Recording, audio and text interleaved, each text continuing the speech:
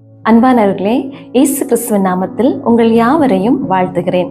இந்த நாளிலும் தேவனுடைய கட்டளையின்படி செய்த நோவா என்ற தலைப்பிலே ஒரு சின்ன செய்தியை உங்களோடு பகிர்ந்து கொள்ள நினைக்கின்றேன். ஆதியாகமம் 6வது அதிகாரத்தின் 22வது வசனம் எப்படி சொல்லுது? நோவா அப்படியே செய்தான், தேவன் தனக்கு கட்டளையிட்டபடியெல்லாம் அவன் செய்து முடித்தான் என்று.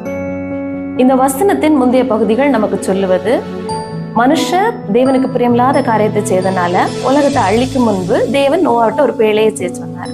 இந்த பேழை செய்யும் போது நோவாவுடைய சூழ்நிலையை நம்ம யோசிக்க ரொம்ப கடமைப்பட்டிருக்கோம்.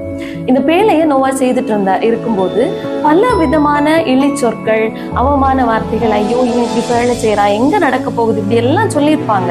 பல விதமான பிரச்சனைகளை நோவா சந்தித்திருக்கலாம். மனதளவுல, சொற்களால, சிலருடைய செயல்கள் எல்லாம் அவரை ரொம்ப காயப்படுத்தி இருக்கும். ஆனா நோவா தேவனுடைய கட்டளைக்கு ரொம்ப கீழ்ப்படிந்தாரு. அதனாலதான் அவர் என்ன செஞ்சாருன்னா, எல்லா ஜனங்களை விட அவருடைய குடும்பத்தை அவர் காக்கிறவரா காணப்பட்டாரு.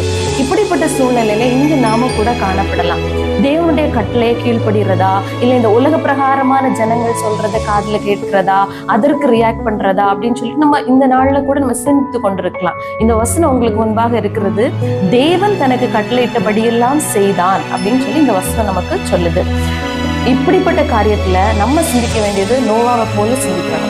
தேவன் நமக்கு என்ன சொல்றாரோ அதை மட்டும் யோசிக்கணும். உலக பிரமாண்டமான காரியங்களை நம்ம யோசிக்கவே கூடாது. அதைத்தான் இந்த வசனம் நமக்கு போதிக்குது. அதன்படி நம்ம நடக்க கர்த்தர் நமக்கு கிருபை செய்வாராக. நாம் ஜெபிப்போமா?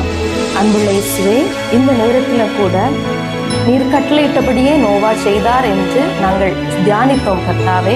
அது போலவே நாங்களும் உம்முடைய கட்டளையை நோவாவை போல பின்பற்றுகிறவர்களாய் காணப்படவும், இந்த உலக பிரகாரமான போராட்டங்கள், பிரச்சனைகள் எங்களை தொடராதபடி தேவரீர் எங்களை தப்புவித்து காத்திடுங்க.